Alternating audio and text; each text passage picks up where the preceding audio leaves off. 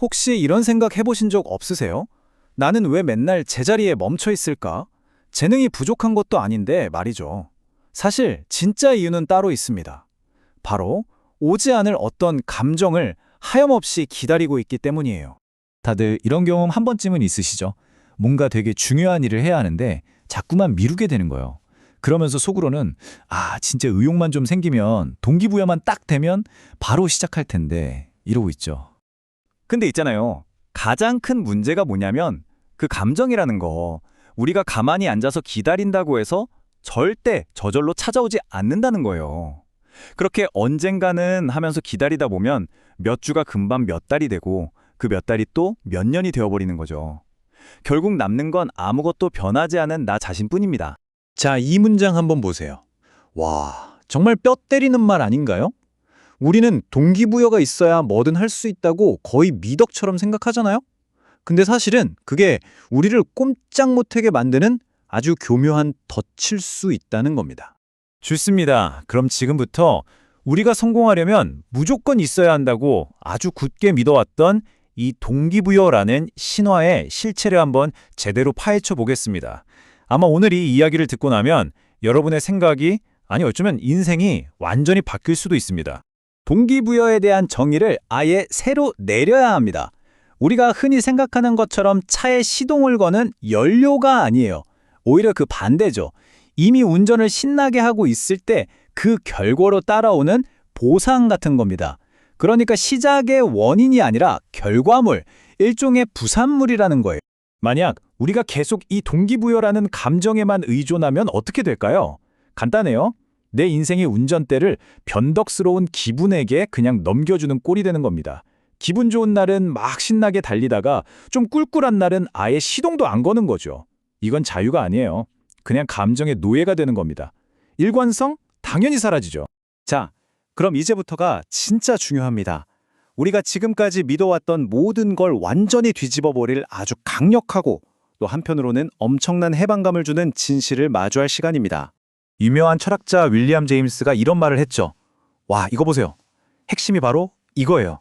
감정이 행동을 만드는 게 아니라 행동이 감정을 만들어낸다는 거.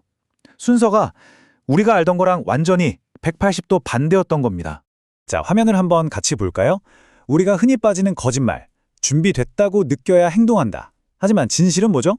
행동해야 준비됐다고 느낀다는 겁니다. 어떠세요? 이 차이가 명확하게 보이시나요? 바로 이 지점에서 하는 깨달음이 와야 해요. 모든 성공의 진짜 시작점은 감정이 아니라 행동이라는 것. 행동을 해야 그제서야 우리가 그토록 기다리던 동기부여라는 녀석이 세그머니 따라오는 겁니다. 이 비유는 정말 기가 막히지 않나요? 동기부여는 휘발유가 아니라 불이 타고 있다는 증거인 연기일 뿐이라는 거. 생각해보세요. 우리가 연기를 피우고 싶다고 연기 자체를 만들려고 하진 않잖아요. 일단 불부터 지펴야 연기가 자연스럽게 나는 거죠. 똑같습니다. 동기부여라는 연기를 보고 싶으면 먼저 행동이라는 불부터 지펴야 한다는 겁니다. 근데 여기서 이런 궁금증이 생기죠. 아니 이렇게 명백한데 왜 우리는 그렇게 오랫동안 속아왔을까? 도대체 왜 우리는 행동보다 감정을 먼저 찾았을까요?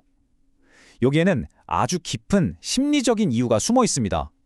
바로 우리 마음속 자아의 방어 시스템 때문이요. 우리가 자꾸 행동을 미루는 거 사실 게으르거나 능력이 없어서가 아니에요. 우리 안에 있는 자아, 즉 에고가 겁을 먹기 때문입니다. 무언가를 시작한다는 건 미지의 세계로 나아가는 거잖아요. 그러니 당연히 위협적으로 느끼는 거죠. 바로 그때 이 동기부여가 없어 라는 말이 아주 기가 막힌 안전문, 아주 편리한 핑계가 되어주는 겁니다. 그럼 우리 자아는 대체 뭘 그렇게 두려워하는 걸까요?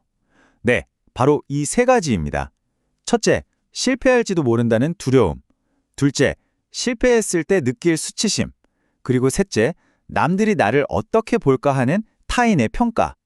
아직 동기부여가 안 돼서 라고 말하는 순간 우리는 이 모든 껄끄럽고 불편한 감정들을 마주하지 않아도 되는 합법적인 유예 기간을 얻는 셈이에요. 책임을 회피하는 아주 세련된 방법이죠. 하지만 이 감정적 안전이라는 달콤함에는 아주 비싼 대가가 따릅니다. 지금 당장은 편할지 몰라도 그 대가로 우리의 미래와 잠재력이 서서히 아주 조용히 무너져 내리고 있다는 걸 알아야 해요. 자, 그럼 이제 문제점은 충분히 알았으니 해결책으로 넘어가야겠죠? 이 교묘한 자아의 덫에서 어떻게 하면 빠져나올 수 있을까요? 정답은 감정과 싸우지 않는 겁니다. 대신 감정이 있든 없든 상관없이 나를 움직이게 만드는 아주 실용적인 시스템, 바로 여러분만의 행동 엔진을 만드는 겁니다. 지금부터 그 방법을 알려드릴게요. 이 행동 엔진은요, 생각보다 복잡하지 않아요. 딱 3가지 부품만 있으면 됩니다. 첫째, 서툴게 시작하기. 둘째, 저항과 싸우기.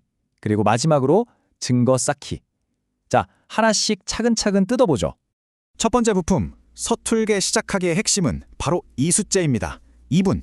네, 딱 2분이면 충분해요. 무슨 거창한 목표를 세울 필요가 전혀 없습니다. 글을 쓰고 싶으세요? 그럼 그냥 컴퓨터 켜고 문서 파일 여는 데까지만 하세요. 운동하고 싶으세요? 그럼 운동화 끈 묶는 데까지만 하는 겁니다. 목표는 완벽한 시작이 아니에요. 그냥 그 멈춰있는 상태, 그 엄청난 관성을 살짝 깨주는 최소한의 행동, 그게 전부입니다. 두 번째는 저항과 싸우기. 좀 더 정확히 말하면 저항을 줄이는 겁니다. 솔직히 우리 의지력 그렇게 강하지 않잖아요. 그러니까 의지력만 믿고 덤비지 말고 영리하게 환경을 설계하는 거예요. 예를 들면 아침에 운동 가려면 전날 밤에 운동복을 머리맡에 둬버리는 거죠. 글을 써야 한다면 노트북을 켜서 파일까지 열어두고요. 스마트폰이 방해되면 그냥 다른 방에 던져두는 겁니다. 내가 하려는 행동이 가장 하기 쉬운 선택지, 즉 기본값이 되도록 만드는 거예요. 그리고 마지막 3번째, 이게 정말 중요합니다. 바로 증거 쌓기예요. 우리의 정체성, 예를 들어 나는 작가다 라는 믿음은요, 난 작가가 될 거야 라고 굳게 다짐한다고 생기는 게 아닙니다. 매일 딱 2분이라도 글을 쓰는 그 행동이 차곡차곡 쌓여서 만들어진 증거들로 만들어지는 거죠. 이 작은 증거들이 모이고 모여서 나 진짜 글 쓰는 사람이네? 하는 누구도 부정할 수 없는 강력한 자기 믿음이 되는 겁니다. 자, 이제 이론은 충분히 들었습니다. 이 모든 이야기를 여러분 각자의 삶에 직접 적용해 볼 시간이에요.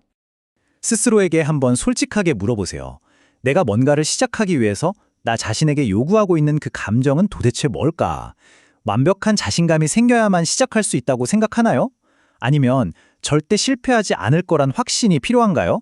여러분이 지금껏 애착에 기다려온 그 감정 허가증의 진짜 이름은 뭔가요? 그리고 또 하나, 여러분의 행동을 가로막고 있는 가장 큰 저항은 뭔가요? 손에서 1초도 떨어지지 않는 스마트폰인가요? 아니면 보기만 해도 한숨 나오는 어지러운 책상인가요? 그게 무엇이든 여러분의 가장 큰 마찰력, 가장 큰 저항 요인을 정확히 찾아내고 그걸 제거하는 것, 그게 바로 모든 변화의 진짜 첫걸음입니다.